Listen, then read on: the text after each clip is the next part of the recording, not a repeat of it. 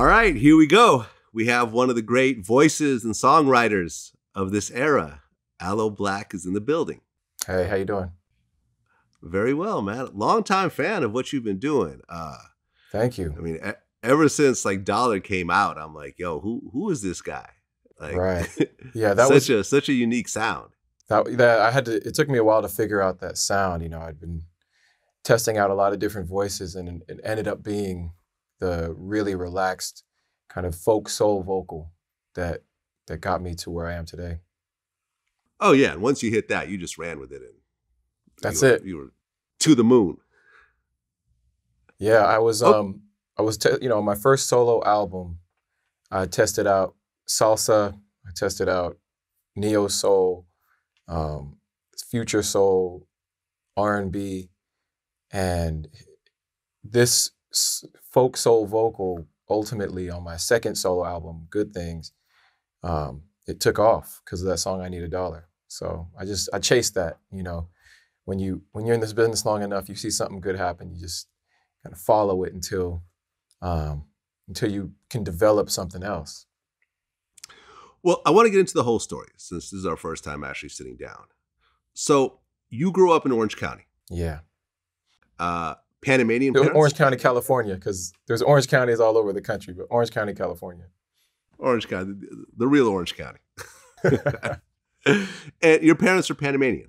Yeah, my mom is from Colon City and my dad is from Panama City. And they met in Panama City and they moved to the US for job opportunities, for better opportunities, and raised us in a quiet suburb in Orange County. Okay. And I guess in third grade, that's when you first started getting into music with the trumpet? That's when I first started recording, or not recording, but practicing an instrument. I started with that trumpet. My dad was in the military and he was away on tour at that time. Could have been Japan, could have been the Middle East. I can't remember exactly where. And my mom decided that she would rent a trumpet. And so I started with a rented trumpet. And when he came home from tour, he said, we might as well go and buy this thing. And so then I was committed, right? Because now we own it. I was committed to continuing with the trumpet until I got into high school. Okay. And then in high school, you started kind of getting heavier into hip hop? In high school? Yep. In high school, I started getting heavier into hip hop. So hip hop started for me at a very early age. Like at age 4, I was on the block with the other B-boys, breakdancing to whatever was popping at the time. And so that's where I was first introduced to the concept of hip hop as a B-boy, as a little kid. And then by the time I was in first grade, on the way to school, there was a young kid who would play hip hop in his Walkman, and he would share his headphones with me so I could hear what he was listening to. And it happened to be the song that I asked him to play me all the time was Roxanne, Roxanne. I think it was UTFO. So that was a huge introduction to me of what hip hop was beyond what I was doing, you know, breakdancing. Because even, you know, in first grade, the older kids would bring cardboard to school. So before the bell rang, we would all be, you know, b-boying on the school grounds. And when I was about, I want to say 7, 8, 9, maybe 9 years old, there was this school play that I was supposed to do. And I was supposed to sing Michael Jackson or dance to Michael Jackson's Bad.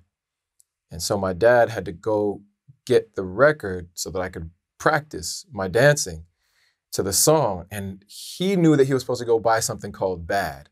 He wasn't really familiar with whether it was Michael Jackson or it was LL Cool J. So he bought Bigger and Deffer, LL Cool J's album, at the same time as buying Michael Jackson's Bad. And I ended up becoming, you know, basically a professional sound-alike to LL Cool J at age 9. I basically memorized the whole album, and then everything that I was writing at that age, I started writing at the same time. Everything I was writing sounded and felt exactly like LL Cool J. Do you remember your favorite line off that album? Off the Bigger and Deffer album? Yeah. I remember learning the lyrics to I Need Love before anything else.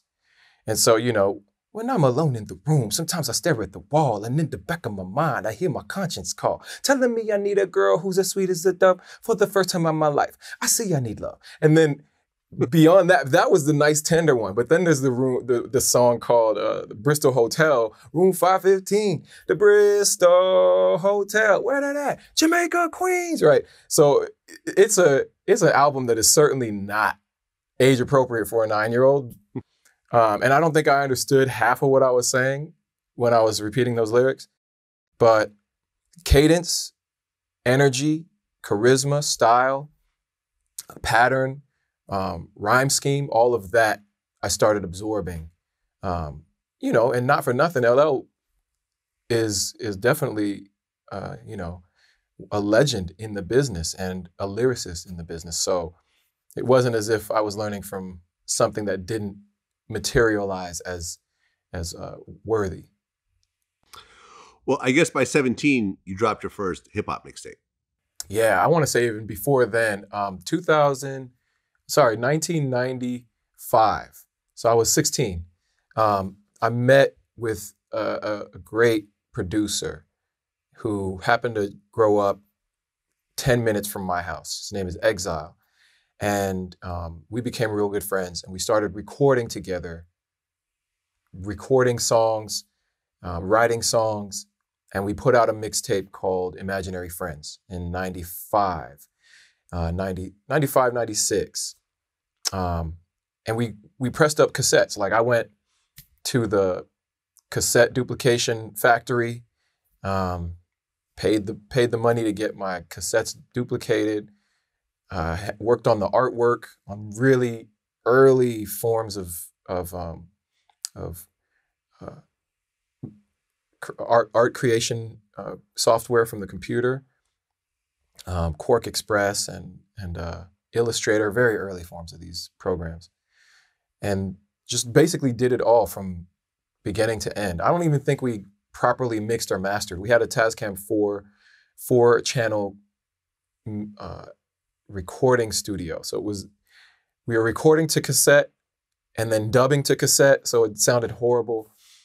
Definitely, I would not suggest it to anybody else, but that's just the way we started. We didn't have anything else when we were that young.